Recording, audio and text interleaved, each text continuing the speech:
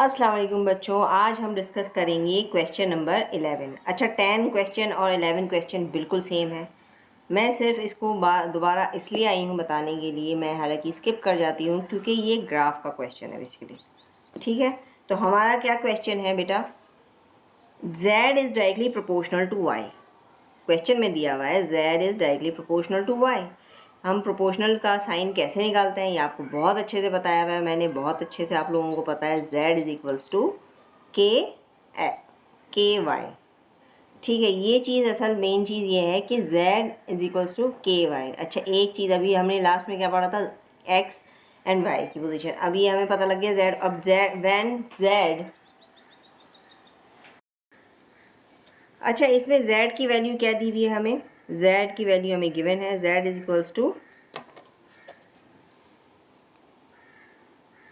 48 and y is equals to 6। तो हम k की वैल्यू आपको पता है, k इज इक्वल्स टू क्या होगा? ये मैं इसको इससे भी लिख देती हूँ कि y इधर आके डिवाइड हो जाएगा, तो k इज इक्वल्स टू क्या होगा? z upon y। तो z अपॉन y है, तो z इज इक्वल्स टू क्या? 48। y इज इक्वल्स टू 6 है। 6 1 ज़ा 6, 6 8 ज़ा 48। That means k is equals to 48। ठीक है, अब हमें इक्वेशन बनानी है। फर्स्ट पार्ट में हमें वही पहले की तरह 10th क्वेश्चन की तरह फर्स्ट पार्ट में दिया हुआ है, हमें इक्वेशन बनानी है z एंड y के अकॉर्डिंग। तो हमें पता है z is equals to k y था, तो z is equals to 8y। k की वैल्यू लिखनी है, तो ये हमारी क्या हो गई? इक्वेशन। ओके, नेक्स्ट हमें बता। अच्छा बच्चों, सबसे इम्पॉर्टेंट चीज़ जो मैं अब बताने जा रही हूँ तो आप लोगों को, ये कि आपकी सबसे बड़ा प्रॉब्लम ये होता है कि हमारे इस क्वेश्चन में था z is directly proportional to y, यही था ना। अब जब z is directly proportional to y, अब ना तो इसमें x है। अब हम प्रॉब्लम ये आती है x एक्सिस पे क्या कौन सा पॉइंट लाई करेगा। ठीक है, ये चीज़ हमेशा याद रखना, जो पहले आएगा, ठीक है, जो चीज़ पहले आएगी वही x एक्सिस पर लाई करेगी। ये हमेशा याद रखना। मतलब अगर ये तो खैर z है, y तो y पे ही आएगा, लेकिन अगर आ गया a is directly proportional to b, ठीक है, तो क्या करोगे? ये क्या है? x एक्सिस, और ये क्या है? b, ओ सॉरी y एक्सिस। b है y एक्सिस। ये हमेशा याद रखना, जो पहले आएगा, डायरेक्ट प्रोपोर्शन हो या इन्वर्स प्रोपोर्शन। असल में हम लोग क्या, हमारा फॉर्मूला क्या था? x is directly proportional to y। यही फॉर्मूला है ना हमारा। फॉर्मूला में मैं लिख देती हूँ ताकि आप लोगों को, यही फॉर्मूला है हमारा, x is directly proportional to y। That means x is equals to k y. K हम कांस्टेंट के लिए, ये हमारा फॉर्मूला है। अब उसकी जगह हम x की जगह a लिख दें। ठीक है, के तो अपना मतलब के तो नंबर है कोई सा भी, और y की जगह हम b लिख दें, या फिर x की जगह हम c लिख दें और y की मतलब b की जगह हम मतलब डी लिख दें। It doesn't matter. ठीक है, ये बात हमेशा याद रखना, जो कुछ भी लिख दो, लेकिन ये जो पहला वाला नंबर है ना, जो भी पहला वाला ऑप्शन आएगा, वेरिएबल आएगा, वो एक्स एक्सिस पर ही लाई करेगा। हमेशा याद रखना। तो अब ये जो हमारा, जो हमें जो इक्वेशन बनानी थी, सबसे पहले इम्पोर्टेंट मैं आपको बताना भी चाह रही थी, ये हमारा सबसे पहले क्या आएगा? z, और नीचे आएगा y। कुछ कहीं मैंने कुछ मतलब वीडियोस में मैंने ये भी देखा है कि उन्होंने y पहले रख दिया है, z बाद में रख दिया है, या पहले z और y रखने के बावजूद भी x एक्सिस पे z के बजाय y लगा दिया, y की जगह z लगा दिया, जो कि बिल्कुल गलत है। क्योंकि हम जब ग्राफ में पॉइंट आउट करते हैं ना, आपने अभी 6 क्लास में भी देखा होगा कि जब हम ग्राफ में पॉइंट आउट करते हैं ना, तो हम x y की तरह से पॉइंट आउट कर रहे होते हैं। या लास्ट क्वेश्चन में ही मैंने नंबर मतलब आप लोगों को बताया था, तो उसमें यही था कि x और y की तरह से पॉइंट आउट करना था। ठीक है, तो जो पहले आएगा ना, अगर y is directly proportional to x है, तो y ही x की जगह पे आएगा हमारा, और x y की जगह पे आएगा। मतलब जो पहले आएगा वो पहले आएगा, पहले पाएगा, ये समझना। तो ये क्या है? z और y पहले आएगा, और ये y जो है बाद में आएगा। ठीक है, अब हम इसको ज़रा सॉल्व करते हैं। हमारी इक्वेशन क्या थी? z is equals to k Y, यही इक्वेशन थी ना हमारी। और हमें क्या था? k की वैल्यू हमें गिवन थी। k की वैल्यू क्या था हमारा? क्या है हमारी 8, यही वैल्यू थी ना हमारी। अब अगर लेट सपोज z की वैल्यू कब होगी, जब y की वैल्यू अगर हम 0 लिख देते हैं तो y इज इक्वल्स टू, अगर हमने ये लिख दिया 8 y is equals to 0, that means z is equals to 0। तो हम इसको 0 पॉइंट आउट कर देते हैं, z 0 है, जब y 0 होगा तो z भी 0 होगा, ठीक है। अब उसके बाद हमारा नेक्स्ट हम सपोज करते हैं z is equals to k of y, ठीक है। y को अगर हम सपोज करते हैं, y लेट सपोज 1, y को हम 1 एज्यूम करते हैं, तो क्या होगा, k की वैल्यू क्या है 8, 8 1, 8 1 ज़ा 8, दैट मीन्स z की वैल्यू क्या होगी 8। ये मैं आपको फिर बता रही हूँ, यहाँ पर 8 लिखना है और यहाँ 1 लिखना है, ठीक है। अब नेक्स्ट क्या आएगा हमारा, नेक्स्ट भी हम सपोज कर लेते हैं के वाई, और y की वैल्यू जब हम सपोज करेंगे 2, तब क्या होगा, तब 8 multiply by 2 is equals to 16, that means when y is 2, 8 is 16। अब इसमें टेबल में फ़ौरन ही फिल इसलिए कर रही हूँ ताकि आप लोगों को ना परेशानी ना हो, वरना अक्सर ये भी होता है कि पहले आप सॉल्व कर लें फिर आहिस्ता आहिस्ता, लेकिन इससे ये होता है कि आप भूलेंगे भी नहीं, आप फटाफट करेंगे ना तो आप भूलेंगे नहीं। मैं ये हमेशा याद रखो, पहले आप करते रहो और फिल करते रहो टेबल, ताकि आपको ना ग्राफ बनाने में बहुत आसानी होगी। अब के वाई यही है, अब let suppose y is equals to 3। अच्छा, इसमें ना माइनस का भी सपोज कर सकते हैं, तो वो खैर अभी आपके उसमें है नहीं कोर्स में, तो इसलिए इतना इम्पोर्टेंट नहीं है। 8 3 ज़ा होता है 24, ओके। ये आपको मैं फिर फिल कर देती हूँ, ये अभी हम व्हेन y 3 8 इज़ 24। अब अगर मैं इसको इस तरह से भी करूँ ना, y is when y is 4, तो इसको 8 टाइम्स कर दो, 8 4 ज़ा 32, तो z इज़ 32। मैं यहाँ पर सॉल्व करके भी दिखा देती हूँ। z is equals to k y is equals to 8 multiply by 4, 8 4 ज़ा 32, one y is equals to 4। तो ये आपकी हो गई है, टेबल बन गई है। ये मैंने आपको यहाँ पर सॉल्व करके दिखाया। अच्छा, ये सॉल्व करके ज़रूर दिखाना है, एग्ज़ाम में ज़्यादा 2 पॉइंट सॉल्व करने होंगे या फिर 3 पॉइंट भी सॉल्व करने हो सकते हैं, करने मतलब 3 पॉइंट, कम से कम 3 पॉइंट होते हैं बेसिकली। हम लोग आप लोगों को अभी तो ऐसा कुछ भी नहीं है, लेकिन आगे इक्वेशंस दी जाएंगी।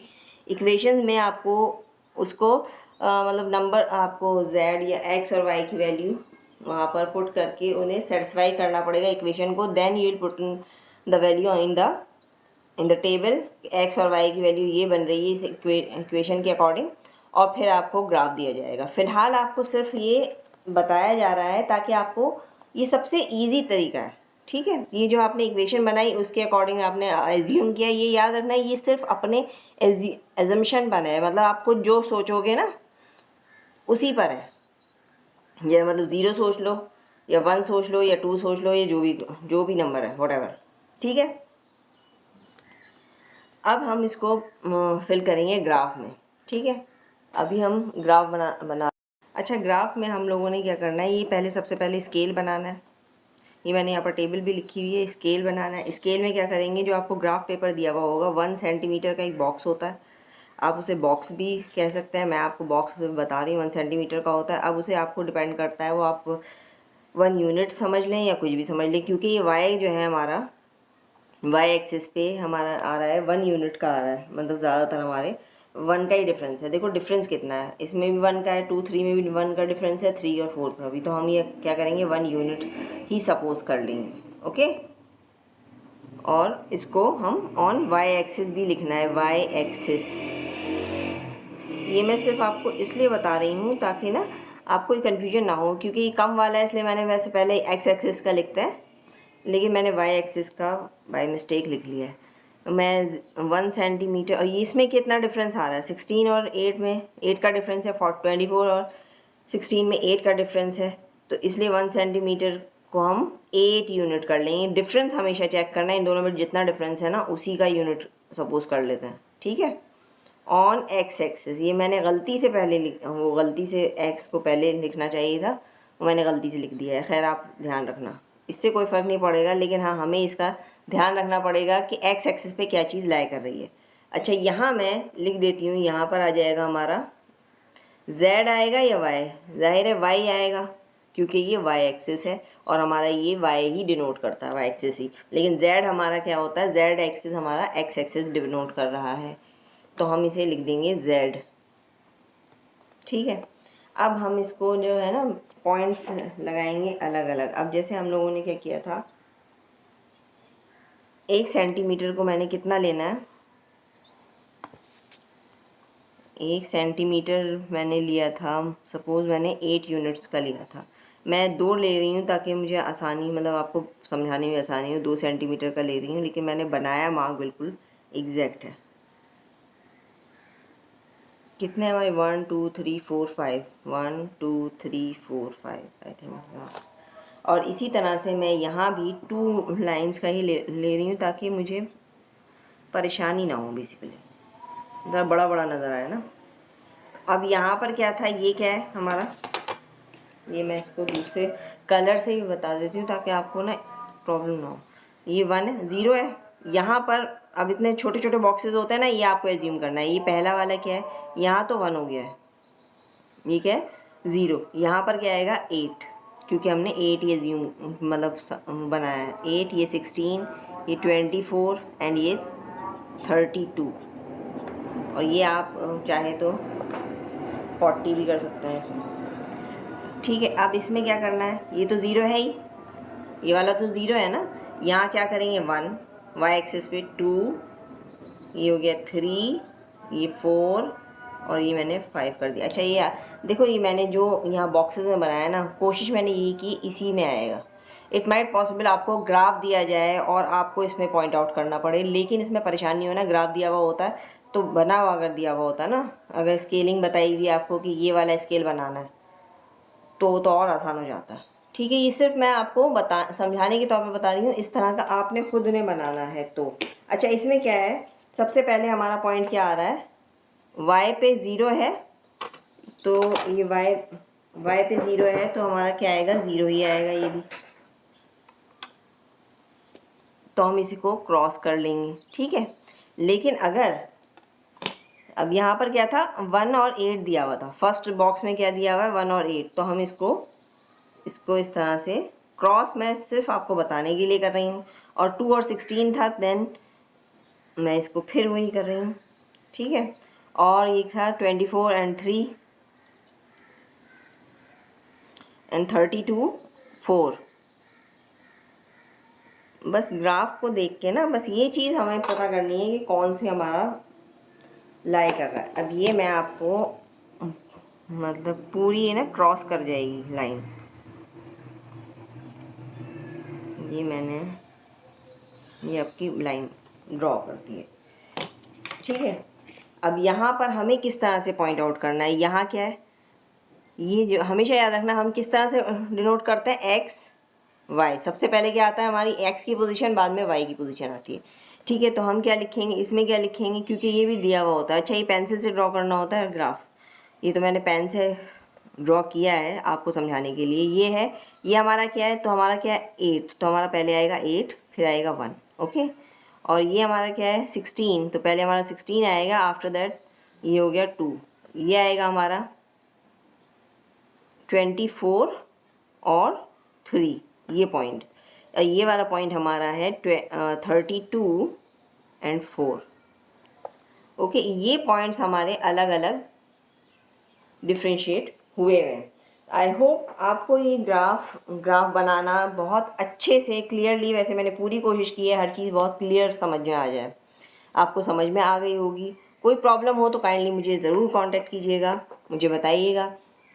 लेकिन ये हमेशा याद रखना, जो चीज़ मैं आपको बता रही हूँ वो बिल्कुल ऑथेंटिक है और बिल्कुल सही तरीके से बताया हुआ है। ये हमेशा याद रखना, जो पहले आएगा फर्स्ट कम पहले आओ पहले पाओ वाला हिसाब है कि पहले z लिखा हुआ है तो z ही x एक्सिस पे आएगा, और y बाद में आया हुआ है तो y ही y एक्सिस पे आएगा।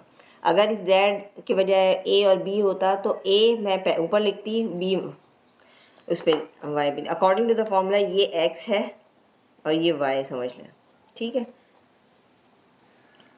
ये हमेशा याद रखना। वीडियो अच्छी लगी तो काइंडली शेयर कीजिएगा एंड सब्सक्राइब कीजिएगा।